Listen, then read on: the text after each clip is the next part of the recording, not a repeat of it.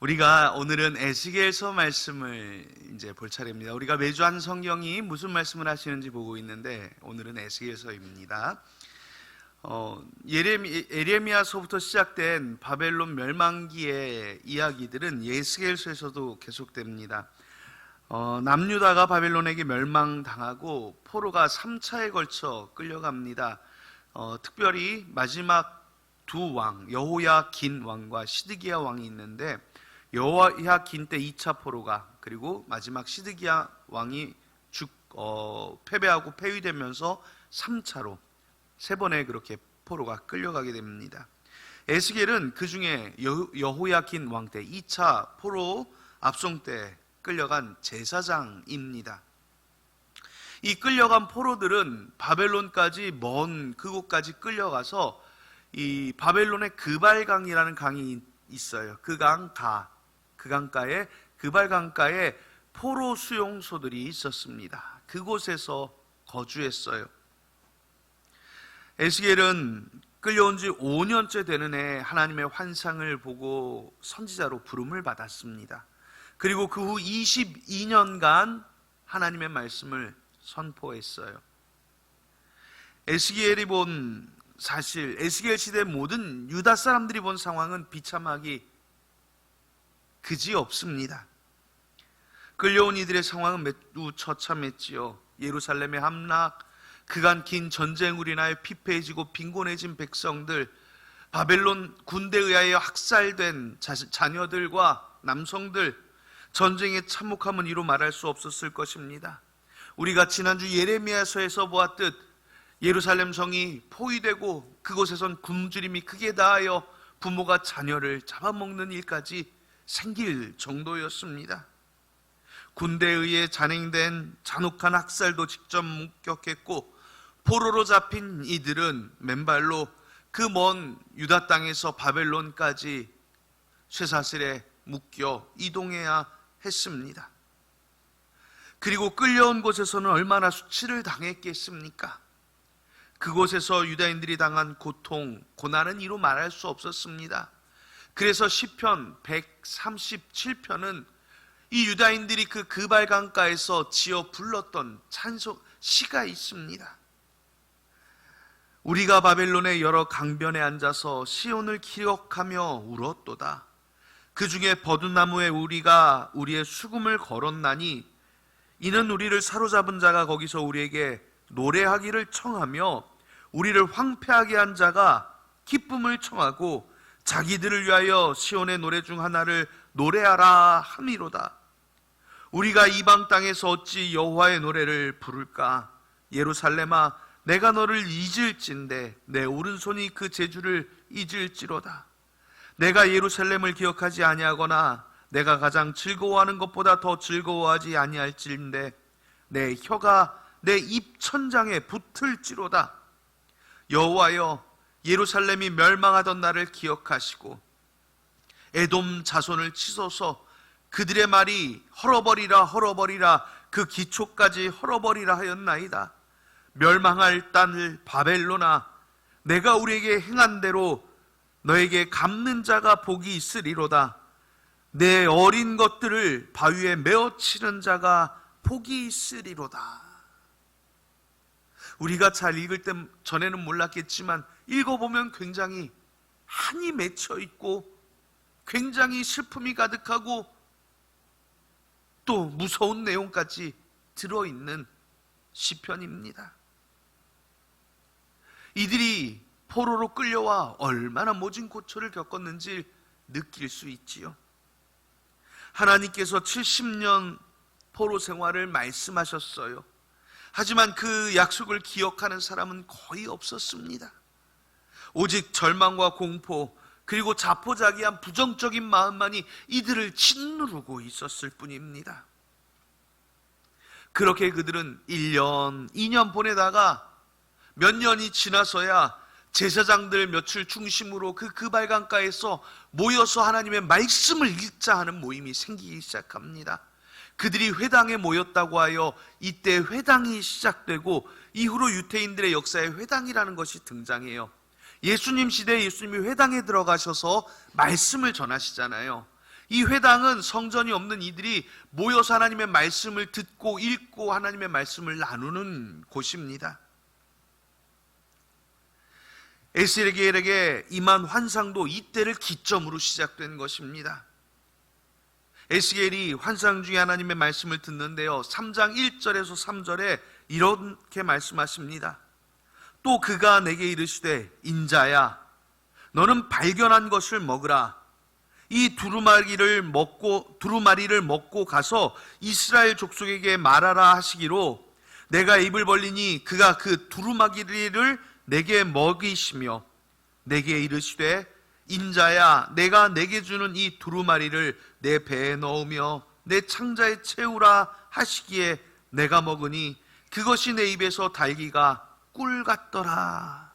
이 두루마리는 하나님의 말씀을 의미하는 거거든요.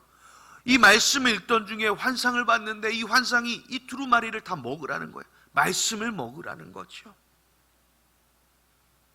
에스겔은 환상 속의 말씀을 먹으라는 지시를 받고 그 말씀 속의 길을 찾게 됩니다.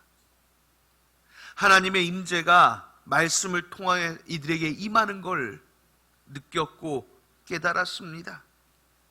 에스겔은 다시 이제 이들에게 소망을 말할 용기가 생겼습니다. 말씀의 대답은 확실합니다. 하나님은 그 백성을 버린 적도 없고 잊어버린 적도 없다는 거예요. 그리고 이 말씀은 계속해서 반복되다가 이 에스겔의 가장 클라이막스라고 할까요? 가장 중요한 점이 오늘 우리가 읽은 본문인 37장입니다. 이 37장에서 하나님은 바벨론 포로에서 풀려나 하나님을 회복시키실 그 환상을 보여줍니다. 37장에 보면 이렇게 돼요. 하나님이 에스겔을 환상 중에 골짜기로 데려가십니다. 골짜기로 데려갔더니 그 골짜기에 아주 바짝 마른 뼈들이 아주 가득했습니다. 하나님이 에스겔에게 물으십니다. 인자야, 이 뼈들이 능히 살 수 있겠느냐? 에스겔이 주여 주님이 아시나이다 하고 대답을 기다리니까 하나님이 에스겔에게 이 37장 4절에서 6절에 이렇게 말씀합니다. 너는 이 모든 뼈에게 대언하여 이르기를 너희 마른 뼈들아 여호와의 말씀을 들을지어다. 주 여호와께서 이 뼈들에게 이같이 말씀하시기를 내가 생기를 너희에게 들어가게 하리니 너희가 살아나리라. 너희 위에 힘줄을 두고 살을 입히고 가죽으로 덮고 너희 속에 생기를 넣으리니 너희가 살아나리라. 또 내가 여호와인 줄을 너희가 알리라 하셨다 하라. 명령을 하셔요. 에스겔이 그와 같이 그 뼈에 대해 명령을 하니까 뼈들이 서로 들어맞고 연결되고 힘줄이 생기고 살이 오르며 그 위에 가죽이 덮입니다. 그때 하나님이 또 말씀하십니다. 인자야 너는 생기를 향하여 대언하라. 생기에게 대언하여 이르기를 주 여호와께서 이같이 말씀하시기를 생기야 사방에서부터 와서 이 죽음을 당한 자에게 불어서 살아나게 하라 하셨다 말씀을 합니다. 에스겔이 그 말씀대로 하니 생기가 그들에게 들어가 그들이 극히 큰 군대가 되었더라 라고 말씀을 합니다. 그리고 그 말씀에 이어서 오늘 37장 11절 12절에 하나님은 말씀합니다. 또 내게 이르시되 인자야 이 뼈들은 온 이스라엘 족속이라. 그들이 이르기를 우리의 뼈들이 말랐고 우리의 소망이 끊어졌으니 우리는 다 멸절되었다 하느니라. 그러므로 너는 대언하여 그들에게 이르기를 주 여호와께서 이같이 말씀하시기를 내 백성들아 내가 너희 무덤을 열고 너희로 거기에서 나오게 하고 이스라엘 땅으로 들어가게 하리라 말씀을 하십니다. 하나님은 마른 뼈처럼 말라버린 이스라엘에게 다시 생명의 길로 생명의 생기를 부어주실 것을 보여주십니다. 오히려 더 큰 군대가 되어 하나님의 영광을 선포하게 하시겠다 말씀하십니다. 그리고 이어서 오늘 본문 26절 27절 말씀을 주신 것입니다. 내가 그들과 화평의 언약을 세워서 영원한 언약이 되게 하고 또 그들을 견고하고 번성하게 하며 내 성소를 그들 가운데에 세워서 영원히 이르게 하리라. 내 처소가 그들 가운데 있을 것이며 나는 그들의 하나님이 되고 그들은 내 백성이 되리라. 하나님은 이스라엘을 다시 창조하시겠다 하시는 것입니다. 진흙을 빚어서 사람을 만드시고 코에 생기를 넣으셨듯이 마른 뼈에게 태어나여 일어나게 하시고 그 코에 생기를 넣어서 다시 새 창조가 되게 하시고, 또 하나님은 시내산에서 맺었던 그 언약처럼, 십계명 언약처럼 이제 이들과 새 언약을 맺으시겠다고 말씀하십니다.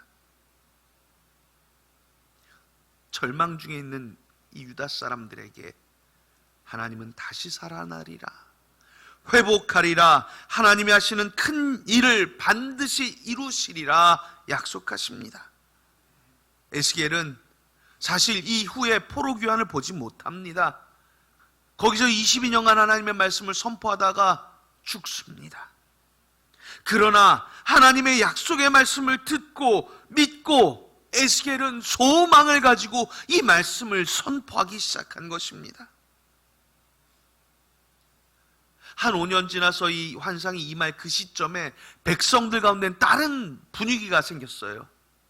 한 5년 지나니까 이 사람들이 자포자기하면서, 그래 우리가 기왕 바벨론에 왔으니 여기에 정착하자, 여기서 사는 것도 나쁘진 않아, 우리가 여기서 사업도 하고 집도 짓고 자손도 퍼뜨려줘, 여기서 번성하면 하나님이 그도 기뻐하시지 않겠느냐 말하기 시작합니다.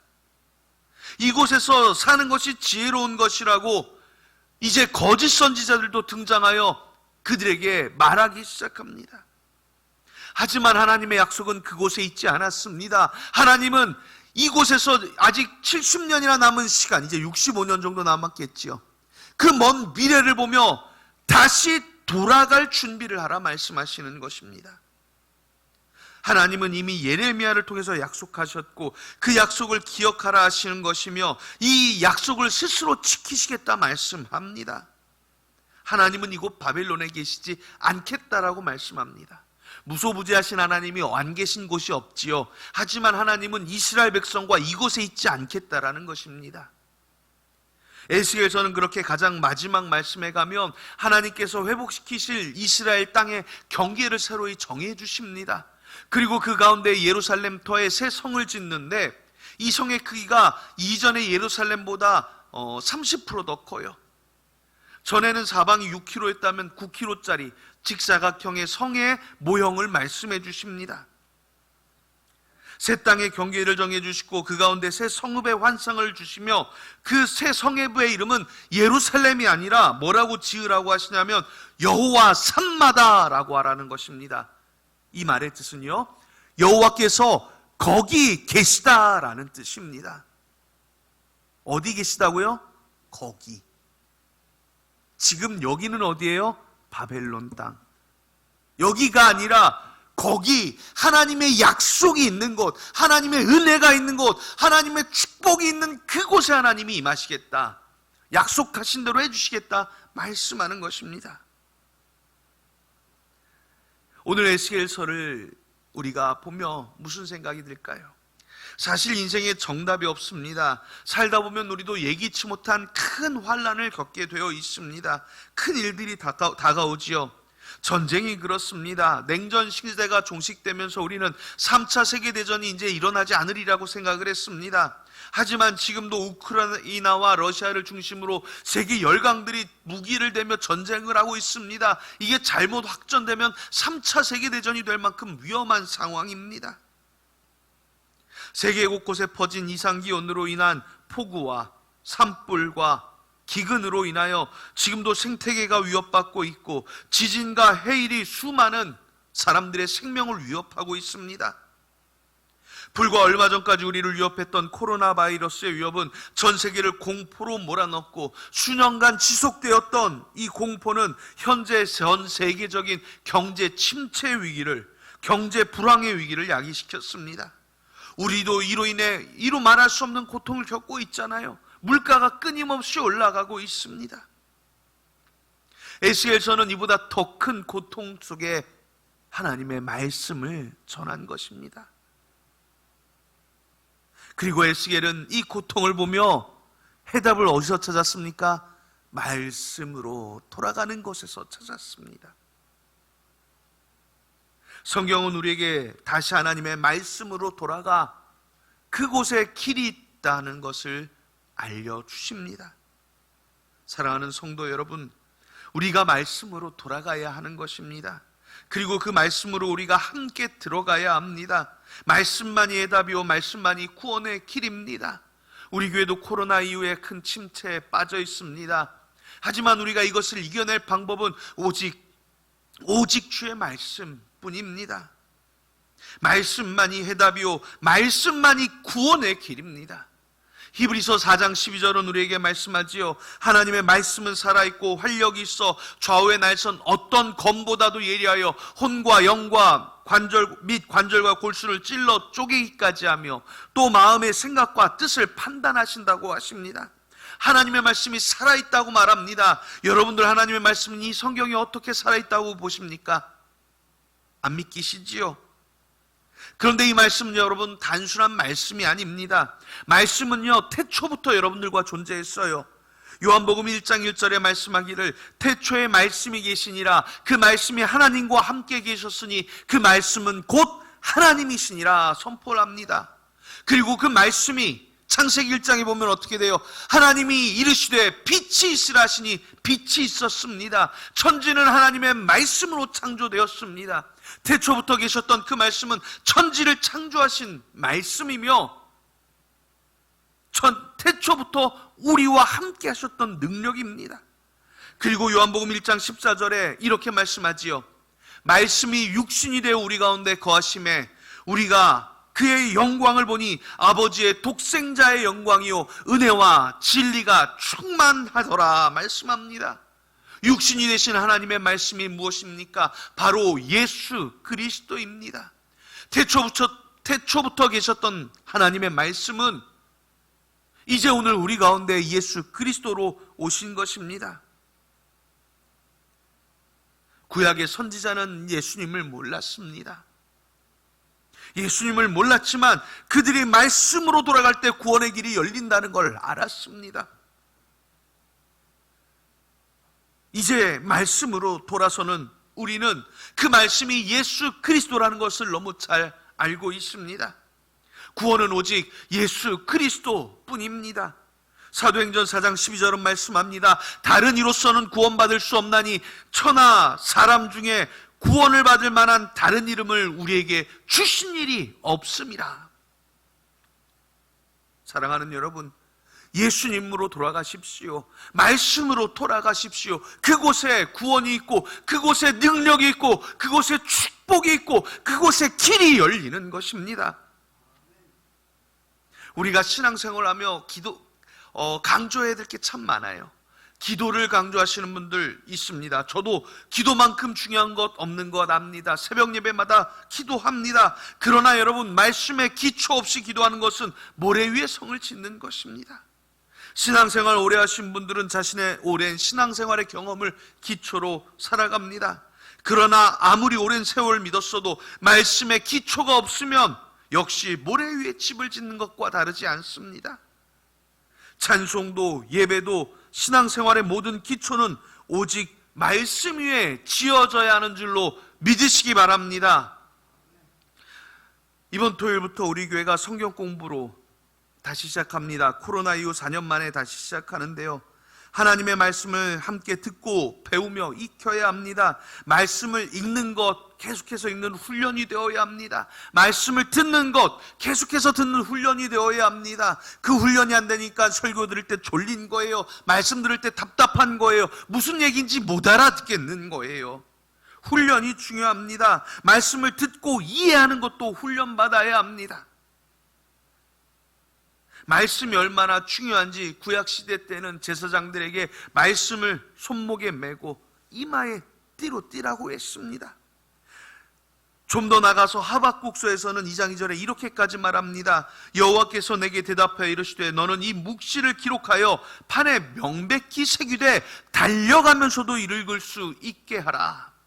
여러분, 달려가면서 책 한번 보신 적 있어요? 못 읽어요. 아무리 눈 좋은 분도 시력이 흔들렸고 읽을 수 없어요.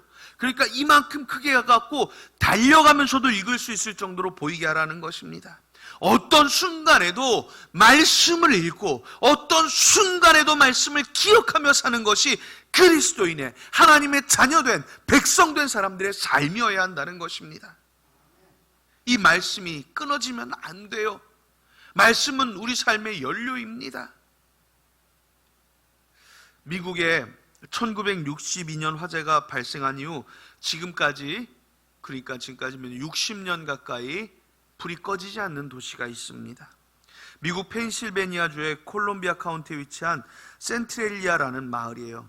이 마을이 유령 마을이 된 지는 오래됐습니다. 지난 62년에 화재가 발생했고요. 84년도에 그 불이 꺼지지 않아서 주 당국이 거주하고 있던 주민들을 모두 철수시켰습니다.